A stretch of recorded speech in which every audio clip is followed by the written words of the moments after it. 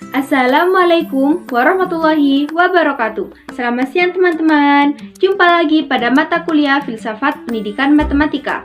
Pada pertemuan kali ini, saya akan melanjutkan materi kita di pertemuan sebelumnya, yakni tentang konsep kalkulus dan kombinatorika. Nah, kira-kira seperti apa materinya? Mari kita simak cuplikan video berikut ini. Konsep kalkulus. Yang pertama, fungsi. Penggunaan kata fungsi pertama kali digunakan oleh Gottfried Leibniz pada tahun 1673 untuk menentukan nilai kemiringan kurva pada titik tertentu. Fungsi yang demikian kini dikenal dengan fungsi turunan. Leibniz juga memperkenalkan istilah variabel, konstan, dan parameter. Pada tahun 1718, Johann Bernoulli memperkenalkan fungsi sebagai sebarang ekspresi yang mempunyai variabel dan beberapa konstanta. Yang kedua, limit, turunan, dan integral.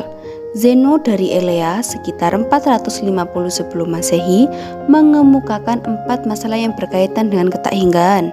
Hal ini dikenal sebagai paradoks Zeno.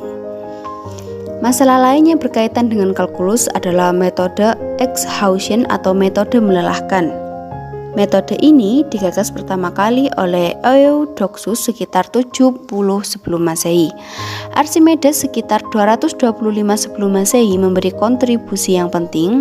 Ia menunjukkan bahwa luas daerah yang dibatasi parabola sama dengan 4/3 luas daerah segitiga dengan alas dan tinggi yang sama.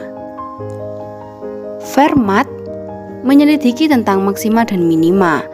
Adapun Descartes yang mengembangkan suatu cara menentukan normal garis yang tegak lurus kurva di suatu titik dengan bukunya yakni La Geometrie. Adapun De Beaune yang mengembangkan metodenya untuk menentukan garis singgung.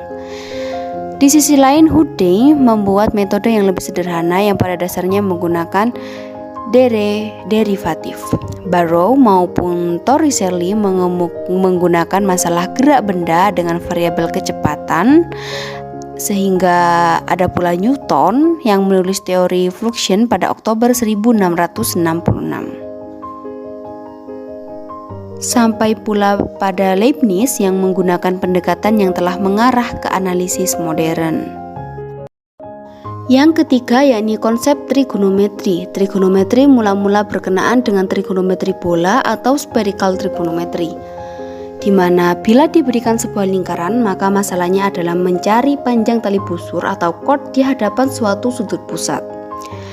Tabel tali busur yang pertama dikenal dari Hipparchus pada tahun 140 sebelum Masehi.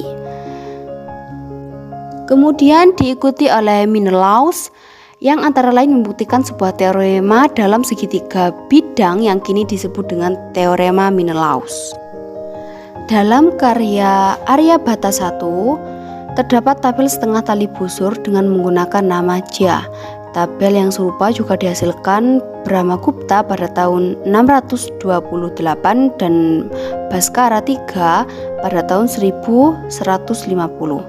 Dalam bukunya yang berjudul On the Motion of the Stars, Al-Batani atau Al-Batenius adalah orang pertama yang menyusun tabel dan memperkenalkan fungsi chord. Ada pula Abu al-Wafa yang dikenal sebagai yang pertama kali menggunakan fungsi tan dan menyusun tabel tan dan sin dalam interval 15 menit. Pendefinisian modern mulai dari karya Dirichlet dan Lobachevsky yang secara independen mendefinisikan istilah fungsi sebagai relasi di mana elemen pertama menentukan dengan tunggal elemen kedua. Menurut O'Connors dan Robert Short, Althusser yang pertama kali memperkenalkan aturan sinus. Yang ke-10 ada konsep kombinatorika. Buku pertama yang membahas mengenai kombinatorika secara jelas berasal dari peradaban Jain di India, salah satunya buku Bhagati Sutra. Adapun Mahavira secara menakjubkan menulis rumus umum untuk banyak permutasi dan juga banyak kombinasi. Pada buku Lila Fatih, Baskara menulis tentang permutasi dan kombinasi di bawah judul Angka Pasha. Berikutnya buku kuno Qing yang memuat soal mengenai beberapa jenis heksagram yang dapat dibuat. Di Cina juga dikenal masalah mengenai teori graf, bujur sangkar ajaib sekitar pada tahun 200 Masehi. Nama Lo Shu adalah nama untuk bujur sangkar ajaib 33. Abraham bin Ezra telah menemukan bukti sifat simetri koefisien binomial. Sekitar tahun 1321, Levi ben Gerson atau Gersonides menulis sifat yang terkait rumus P n, atau P n, R dan rumus-rumus umum seperti C n, R. Ada pula Blaise Pascal, Leibniz, Bernoulli, dan Euler termasuk peletak dasar-dasar kombinatorika modern.